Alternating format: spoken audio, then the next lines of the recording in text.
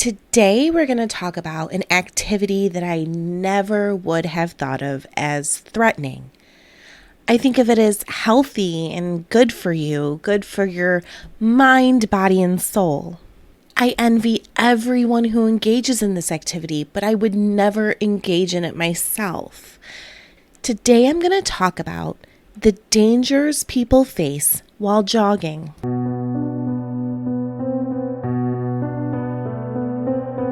Hi, true crime fans. You're tuning into Coffee, Murder, and Mystery, a true crime podcast, where we discuss murder, mystery, and the supernatural. Don't forget to hit subscribe.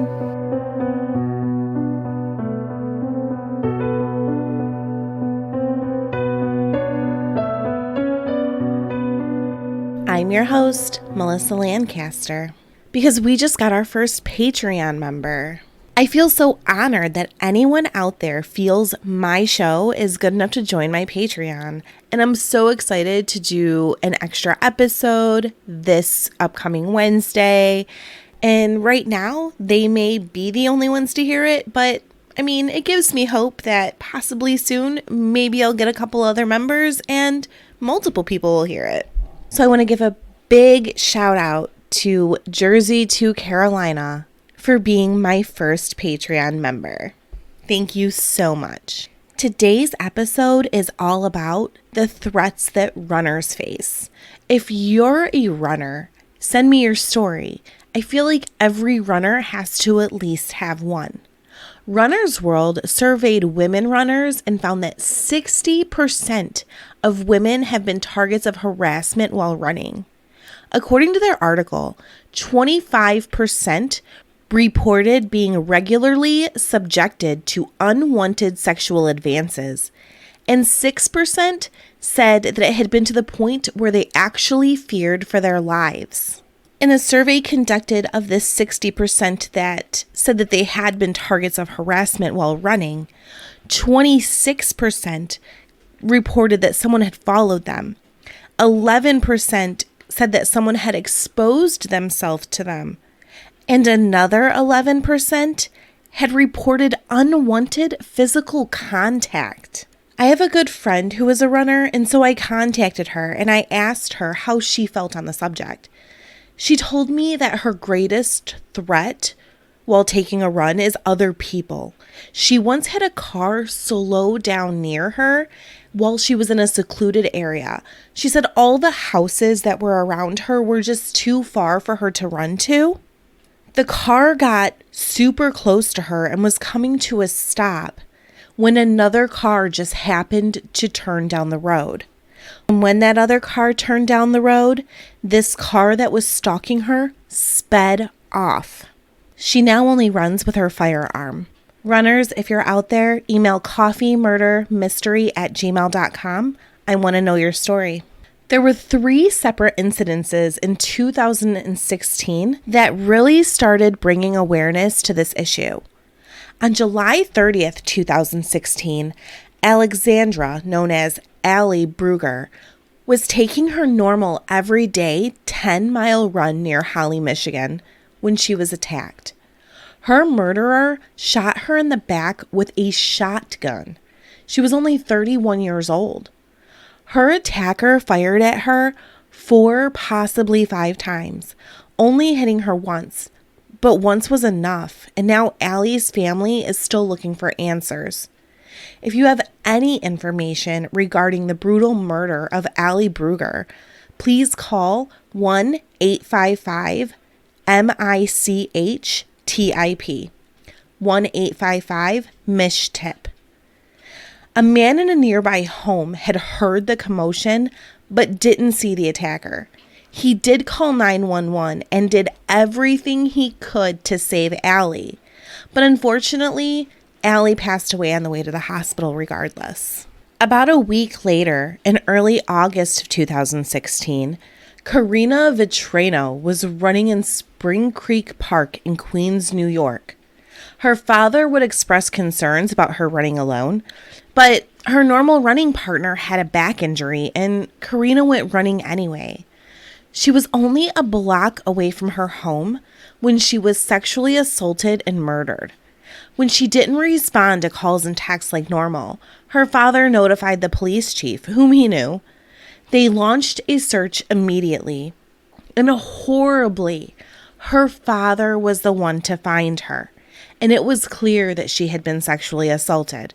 Her clothes were left in a way that exposed her, and she had been strangled so hard that there was a handprint on her neck. They found DNA all over her, and 6 months later, they were able to arrest and convict Channel Lewis of her murder. She was only 30 years old. Just a few weeks later, we are still talking about August of 2016. Vanessa Marcotte was taking a run down a rural road in Princeton, Massachusetts. Her family waited an hour or two for her return, but when she didn't, they contacted police, who also launched a search right away. They located her body on a trail off the road. Vanessa had been sexually assaulted and strangled. She had crushing injuries on her throat, and her nose was broken. They never found her clothing. It's believed the killer may have taken it with him. She had burns on her face, feet, and hands.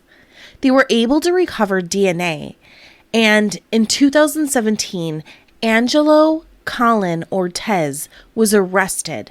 He not only provided a DNA match, but his vehicle was seen near where the murder occurred. Unfortunately, he claimed that he did not give his DNA voluntarily. He speaks Spanish, and police used an officer that, from my understanding, doesn't speak Spanish fluently. Like, he's not an interpreter, but he's still someone who often communicates with Spanish-speaking persons. I looked into it a bit, and my opinion is that the form very clearly stated he was voluntarily giving him his DNA. And this isn't the first time that Angelo has contested DNA that he's voluntarily given to the police. But this trial is still ongoing, and I couldn't find an answer to whether the judge allowed the DNA evidence into the trial or not.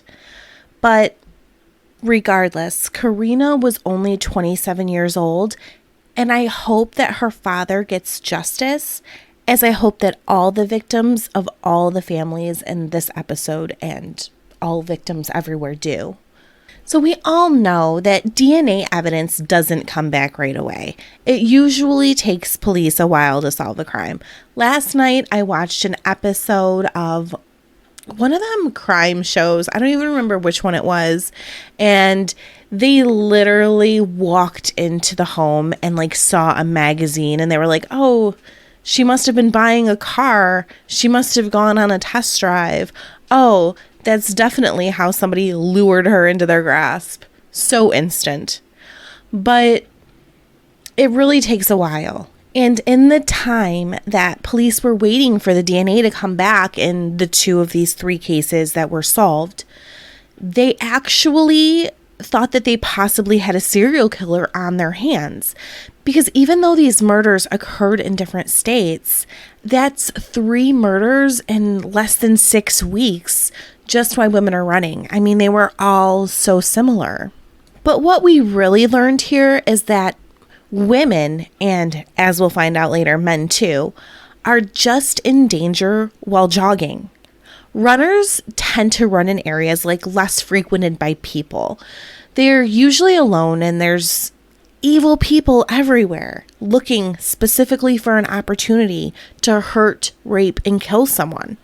And since these people are just walking around looking normal, as if they're like the rest of us, no one sees it coming.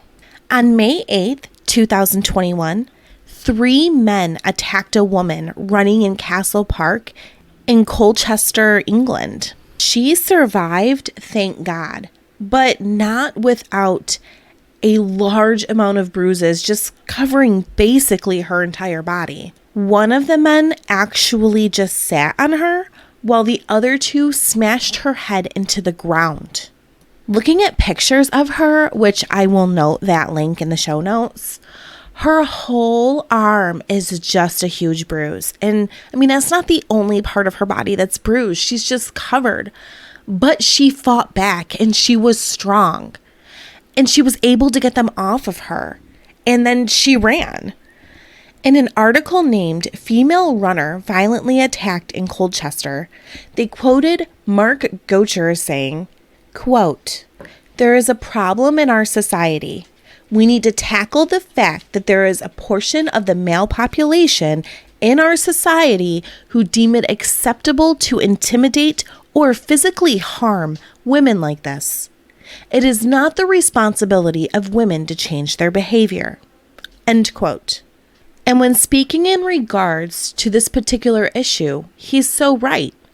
These women are simply running outdoors, and they deserve to be able to do that without fearing for their lives. But how can you solve a problem that you can't see, you can't predict, and you can't charge somebody for something they haven't done yet? On May 6th, 2021, a woman was jogging in the Bicentennial Park Trail in Portage, Michigan, and pushed to the ground. Her attacker was wielding a knife, but she was able to fight him off. They have a video of her attacker, but he's wearing a hoodie, and you know how these videos can often be. You really can't see him. I feel like this could be a video of so many people that I know, and they're still looking for him. And on May 6th, 2021, a jogger was attacked on Southwest 92nd Avenue in a Miami-Dade community. Even though he pushed her to the ground, she was able to fight him off. She wasn't injured. They've released a sketch of the suspect, but they are also still looking for him. He attacked her in the middle of the day. On August 9th, 2021, a woman was attacked in Maumelle, Arkansas. Excuse my pronunciation. He threw a rock at the back of her head and then jumped on her. She fought him off, but luckily she's okay as well. And I hate that I just said luckily. This woman was hit in the back of the head with a rock and was attacked. But, we say luckily because the attacker didn't, complete his actions. He didn't seriously injure her. But none of these women are lucky. They're only lucky when we compare them to women like Catherine Jeunesse, who would never return home. Not from running, but possibly a more dangerous pastime. She was walking. You would have thought that she would have been safe because she was walking her dog near 10th Street and Piedmont Avenue in Atlanta. It was July 27th, 2021, and she often walked her dog while listening to podcasts, and she felt safe. She was one of us, my podcast buddies. Catherine's partner, Emma Clark, used her location feature on her iPhone to find Jeunesse. And heartbreakingly, she found her with multiple stab wounds. She not only had to endure the sight of her partner's disfigured body, but her attacker had murdered her dog as well. And they are still looking for the monster. There is currently a $10,000 reward for any information leading to an arrest and conviction. Please call Crime Stoppers at 404-577-8477. As I was researching this, I was thinking it's hard to understand the motive in some of these situations.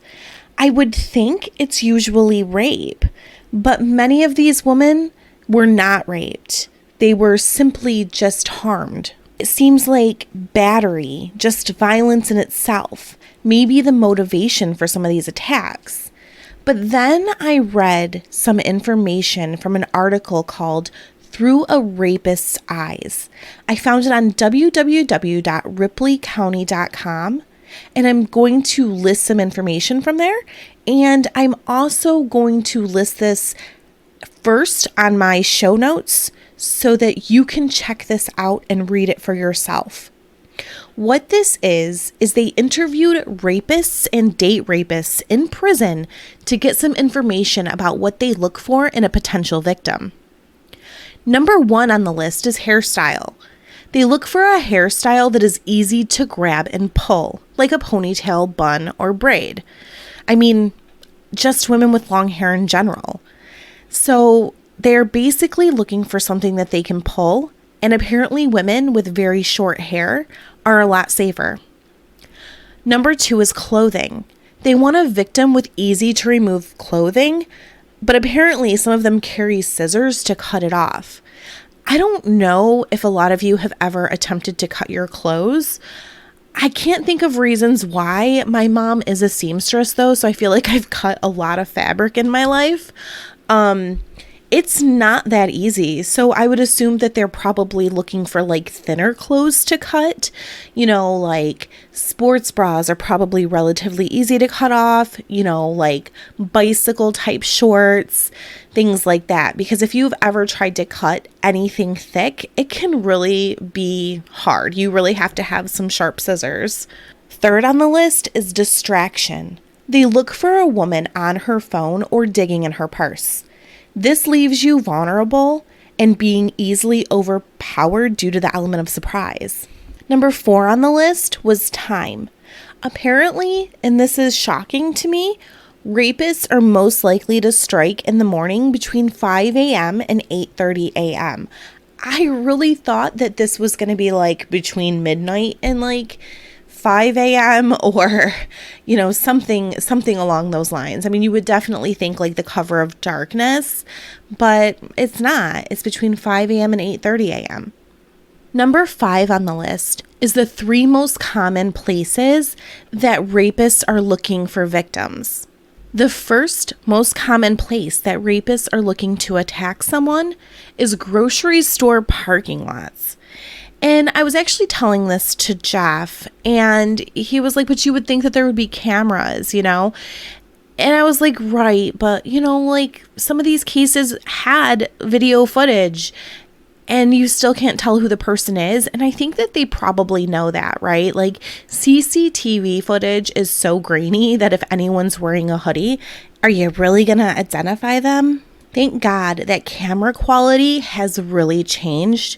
And as people upgrade and replace their cameras, we are not going to be dealing with that anymore. So rapists and murderers, beware. The second most common place that they're looking to strike is your office parking lot. And the third, a public restroom. The 6th on the list is accessibility. They're looking to grab a woman quickly and move her to another location.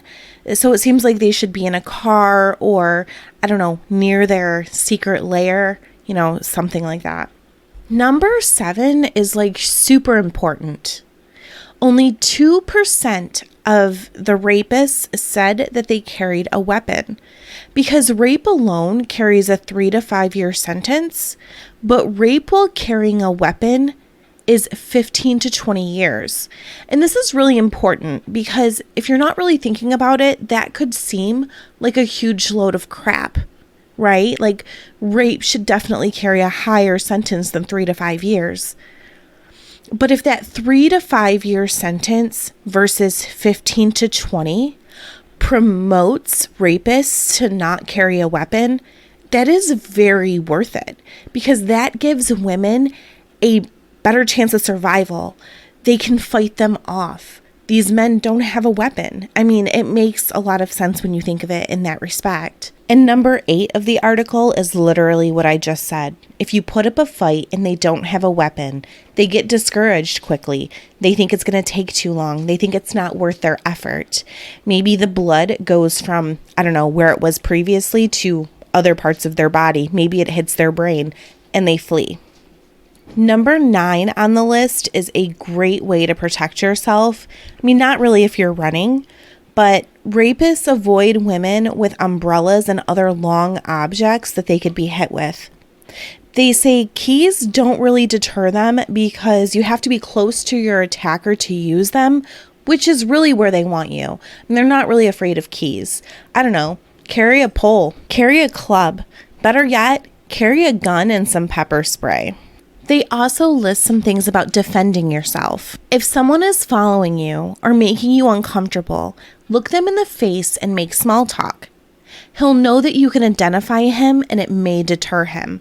Take a self-defense class. Assert yourself. Yell stop, get back, and be forceful.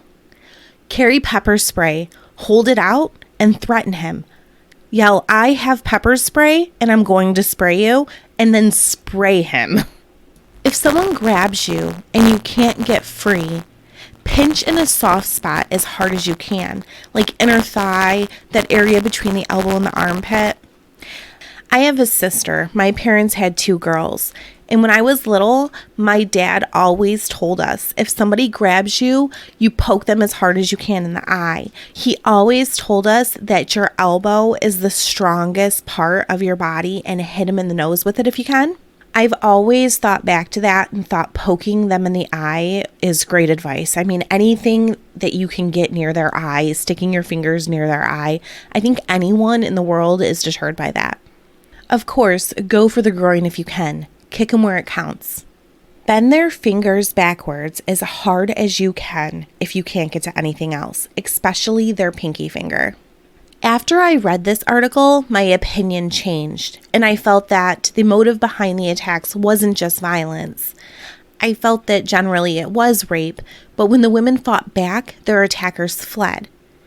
I would like to call them lucky, but again, I can't say that because they were still attacked. They were just tough. But violence alone is also not unheard of as a motivation, and men are not exempt.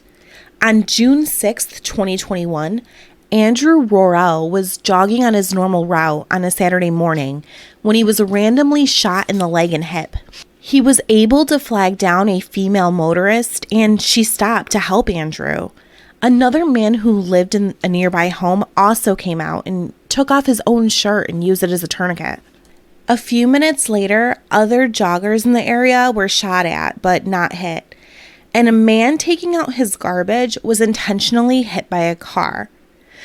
They were able to apprehend 22-year-old Galen Newsom for these random acts of violence. And then there's a sad story from Georgia.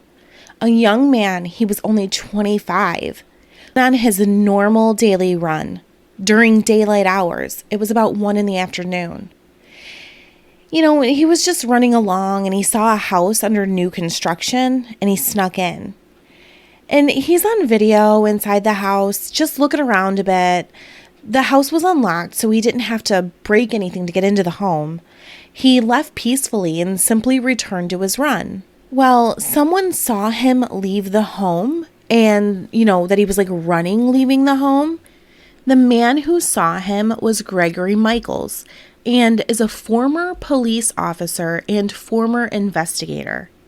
Gregory called his son, and somehow a third man got involved in this as well. And Gregory felt that since the young runner appeared to look like someone who had been breaking into homes in the area, they would grab their guns and chase him down in their truck. They yelled for the runner to stop, which he did not. But would you? If a couple of men were following you with guns in their truck while you were out running and they were yelling for you to stop, would you stop? I wouldn't stop. I would flee for my life. What a terrifying experience. So when yelling at him did not work, Gregory took his truck and kind of positioned it in front of the runner. But there was also a car behind the runner. Woods on both sides. We know because this is on video as well. When Gregory was reaching the area where the truck was, they got out and approached him. And of course, a fight ensued. Because who is going to be followed by men with guns in multiple vehicles, and when they jump out, not try to defend themselves? I mean, that is being attacked. You're being attacked, right? The runner is unarmed and during the struggle trying to take the shotgun from his pursuer. They shot the runner and killed him. Now, McMichael had brought his son with him on this pursuit, and his claim seems to be that his son, Travis McMichael's life was being threatened, and so he felt he needed to use deadly force to kill the jogger. They filmed this, and I watched this video, and they are not near him. The runner is actually I mean, he's running toward the truck because they've placed the truck in front of him and he has nowhere else to go. But he is trying to get away from him. They are seeking out this jogger. The jogger gets close to their vehicle only because he has no other choice. And they jump out with guns. And I mean, what else would you do? Literally, what else would you do? I mean, he's throwing punches. The jogger's throwing punches. But how else could he handle this situation? And I have to say that this is like an ongoing case. And so there could be new developments and whatnot. We don't know the outcome and everything like that because I don't want to get sued. But I just don't see any other way that the jogger could have handled this situation. But I feel like if you think that someone is breaking into a home, or even if someone is breaking into your home, if they're in the process of running away, I don't think you have authority to shoot them anymore. Like, you can't just like chase them down and murder them. You know, you have to like call police. I think that that's why we have police. And I don't think if you're like an ex-cop, you have like authority to go just, you know, chasing people down and killing them. And then we just be like, oh, that's okay. You're like an ex-cop. No, because I think that X in there really means something. Like, I'm a customs broker. I'm not actually like a licensed customs broker, but I work for a customs brokerage company. And, you know, like when I don't anymore, I can't just, you know, go, you know, interacting with U.S. Customs and, you know, clearing shipments on behalf of clients that belong to my current broker because, you know, I'm an ex-employee. I no longer do that job. Now, the runner did have a bit of history of suffering from mental illness, which I think actually running is good therapy for, and he was doing something like healthy for himself. You know, and as far as like going into the abandoned house, I just think of my best friend. She goes into all the houses.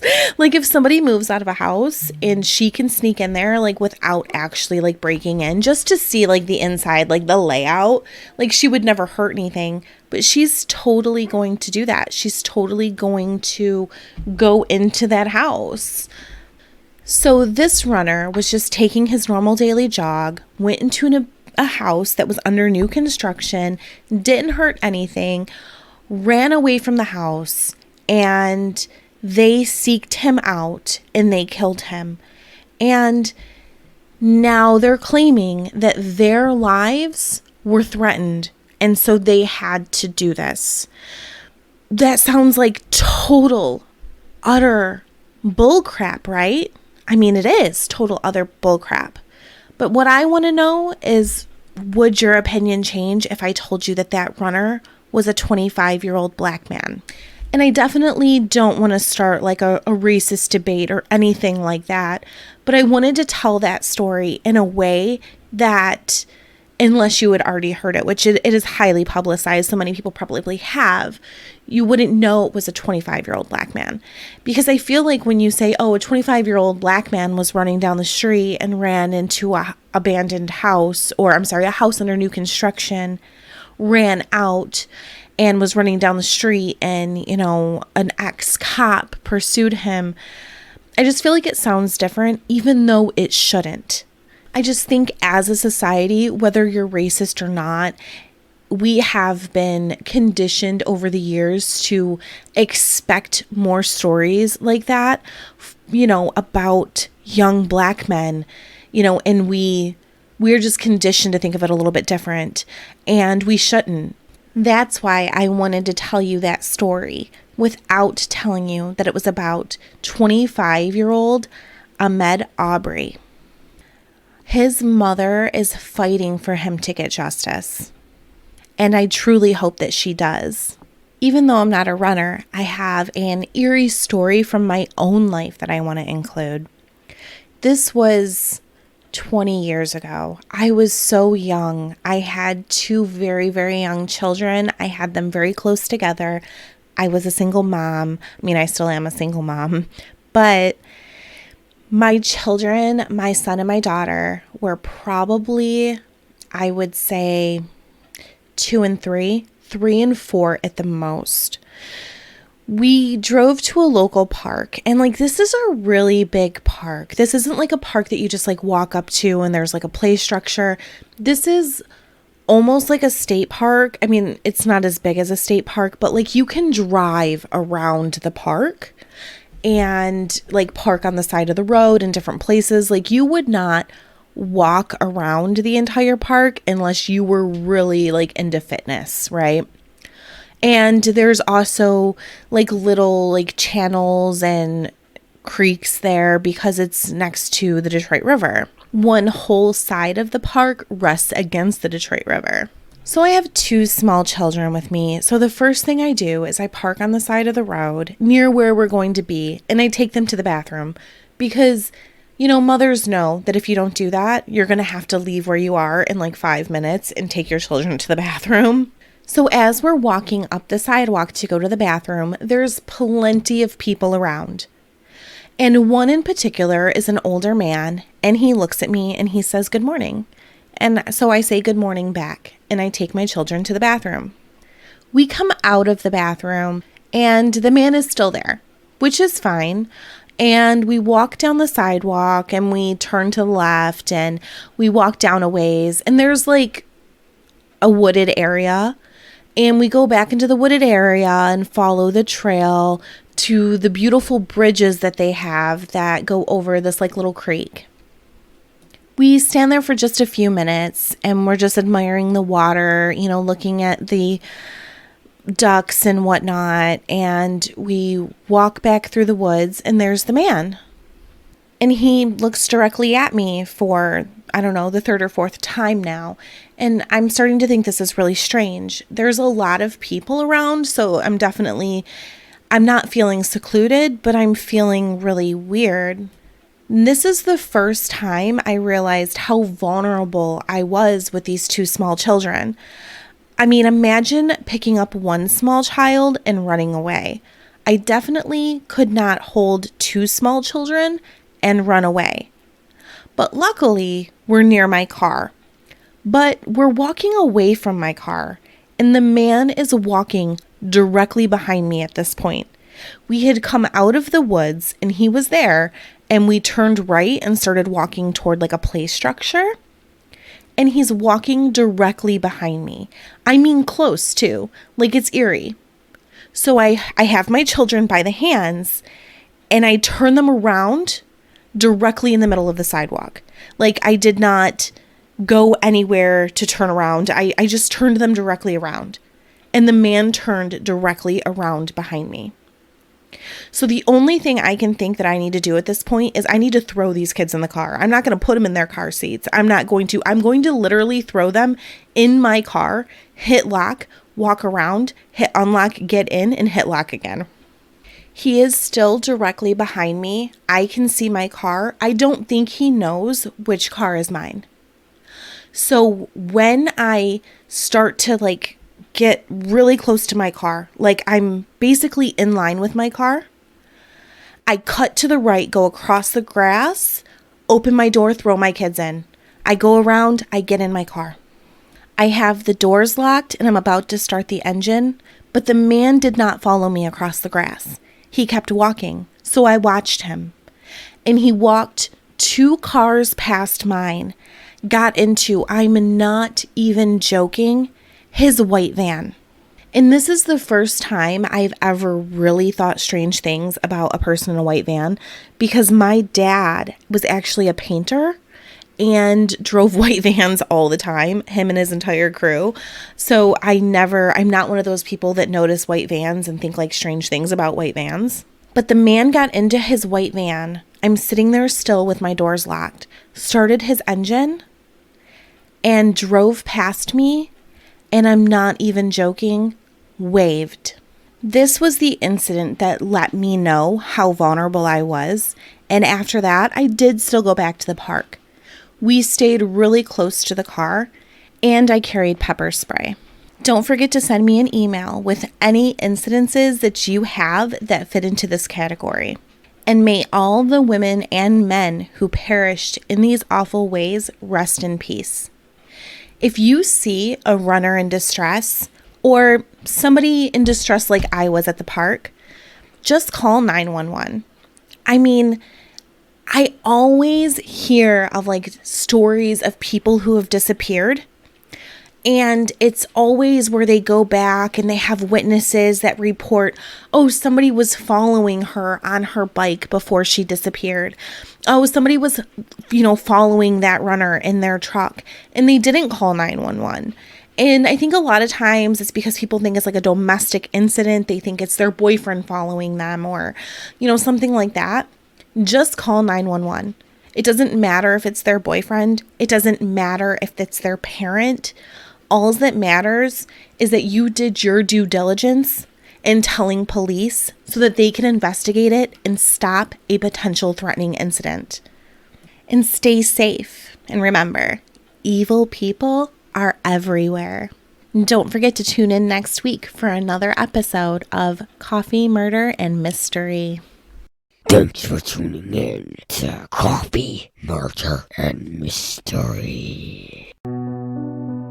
You can find us on the web at www.coffeemurderandmystery.com. We are on Facebook, Twitter, and Instagram, and we also have a YouTube channel. All references for today's podcast are available in our show notes. If you enjoyed our show, please consider giving us an Apple Podcast 5-star rating, sharing our show with your friends, and leaving a review. This helps us by allowing more people to find our show. If you would like to support our show with a financial contribution, please consider joining our Patreon. Joining our Patreon at the $5 level will give you a bonus episode on the second week of the month, as well as a second bonus episode on the fourth week of the month. Or go to buymeacoffee.com for a one-time contribution. We appreciate all of our listeners. We wouldn't be able to do this without you. Thank you so much for listening. The information provided in this podcast is solely of our opinion and based upon research that we have conducted via the internet. If you feel that we have represented something inaccurately or unfairly, you can send us an email at coffeemurdermystery@gmail.com. Thanks for your support.